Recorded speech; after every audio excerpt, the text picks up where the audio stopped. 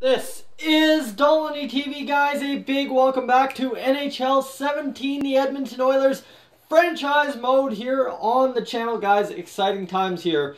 You see one series against the Canucks, two series against the Anaheim Ducks, and then one series against the Minnesota Wild, which means the Edmonton Oilers are back in the Stanley Cup final for the first time in several friggin' years, and it's time for us to bring home our second cup in 9 years to the land of the oil country. Oh, you better believe it. Edmonton, Alberta, the capital city, going to be rocking. Taking on Thrash 94's Detroit Red Wings. It's going to be a glorious, beautiful time, and we are going to crush the Red Wings, let me tell you. I have full confidence in this team. We need to take a look at what the Red Wings feature coming into this episode, and you see here they've got a couple of guys. They've got a number 11 there who looks pretty sharp. I'm not sure who that is for them. You see our top line, of course, Draisaitl, Puljujärvi, and all that. So you got Larkin, Tyrone Card, who's a medium elite 20-year-old right wing sniper who's just probably scary. Yeah, 3 goals, 10 assists. A little bit scary, but then the rest of the forwards really aren't that scary. I mean, they've got Pat Maroon, our old forward, 37 years old now. He's on there. Michael Spacek, who's a top 9, 28-year-old. Igor Nichushkin and Anthony Manta, Irko, Anastasiou, Stransky. Couple of guys, really a veteran team other than Mr. Tyrone Card. That is the only young gun they've got on this entire team up front, which is odd. And then they've got Michael Puneves, who is a good elite defensive defenseman, top 4 defenseman in Roy Triff at 25 years old. So the back end, except Michael Deslato, a lot younger and a lot more dynamic. So that's going to be interesting to see how we match up. Of course, we have a young defensive group. Martin Stamkos, their goalie, and Clinton Boland, their other goalie. So I honestly don't know where to go with this team because it does not look like a Stanley Cup contender in the very least compared to our team. So maybe it's the East was weak, but you see we've got 12 wins, 4 losses. They've got 12 wins, 6 losses. So maybe we can capitalize on this and give them a couple of losses. So here we go. I've talked about it for a minute, 2.5 minutes to be exact. Period number 1, we're going to take the 1-0 lead. Nikolai Ehlers scoring the first goal from right on top of the face-off dot on the right-hand side. Can it be Ehlers again in the second? Oh, you better believe it's going to be Jesse Puljujärvi and Bertuzzi and Puneves getting the goals, and we are in for a finish here at Rogers Place.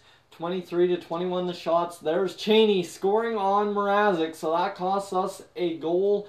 And now we may be going down 1-0 here if we don't get a goal. This is kind of looking scary. Come on, boys.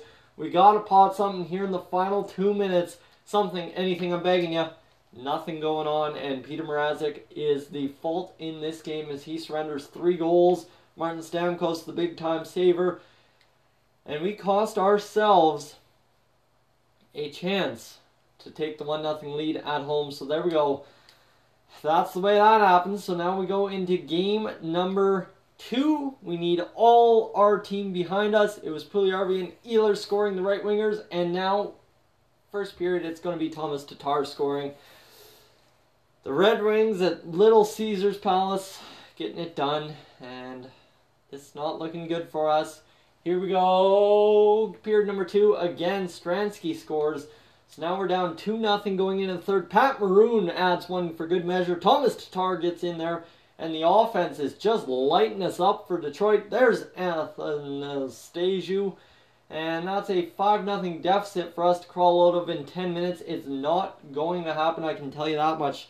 Our defense getting absolutely torn apart here in the first 2 games, giving up 4 goals per game roughly is what it equals out to. I don't even want to look at the 3 stars. That was an absolutely pathetic showing for us, and that's not what we can have happening. That's, you know what, if we're not going to roll our best lines every night, like, our best effort is what I mean, not our best lines. We're always rolling our best lines, but that was not our best effort. We have to get Caleb Jones down there with Albert Uwe. The second pair can be more offensive. this pair's got to be a lot more defensive for me. We cannot afford to play a bad game this game in Game 3 at the Detroit Arena, right? That's nothing we can afford. We're going to get Ehlers and Puljujarvi up there on that top line, see if that does anything. Kobasu, Domi has gone rather cold here, but we're going to get Spencer Watson and Glenn Lowe to play swapped positions, see if that does anything. We really need to win this game, or else we could face elimination in the Stanley Cup Final next game. So back to Detroit. We're on that two-day kind of scenario where it's back, and game. So here we go. Game number 3. Need a victory. Dylan Larkin wins it.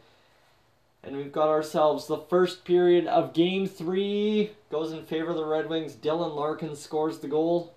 Alright, got to come back strong here. We got outshot in that first period. Second period time, nothing doing. And we need goal scoring in the third period, which is something we haven't had in the first 2 games. Come on, boys.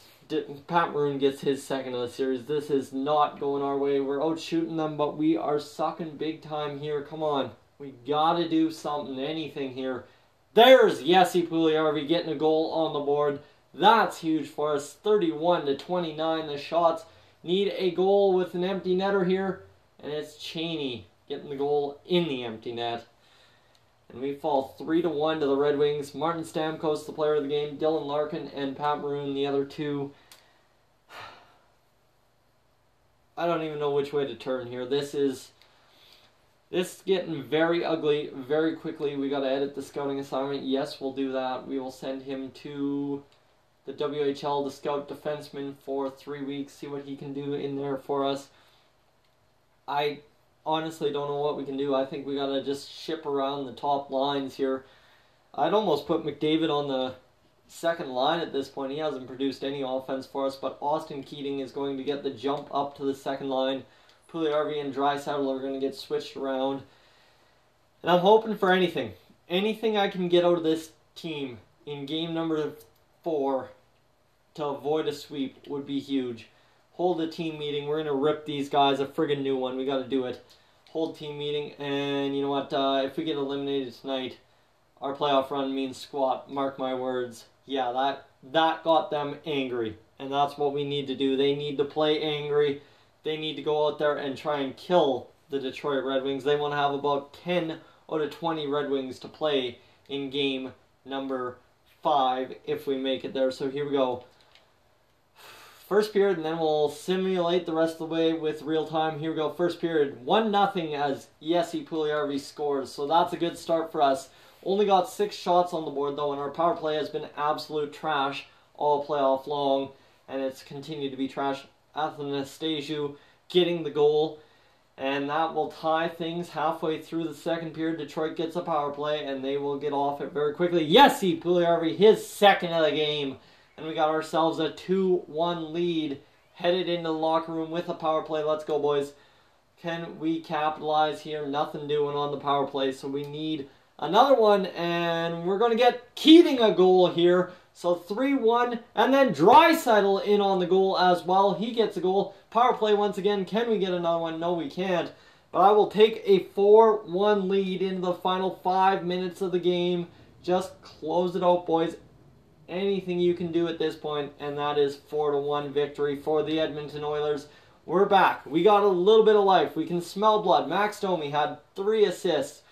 And Jesse Puljujarvi had 2 goals, and now we just need to get that big old game number 2 victory at home and then take it back to Detroit to even the series.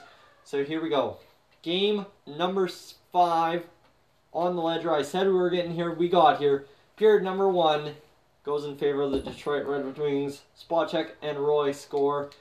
And now it comes down to the crunch time. 40 minutes left to save an incredible season by the rebuilding Edmonton Oilers. It was a quick, more retool than anything, but we are out shooting the Red Wings heavily here. It's been a while without shots.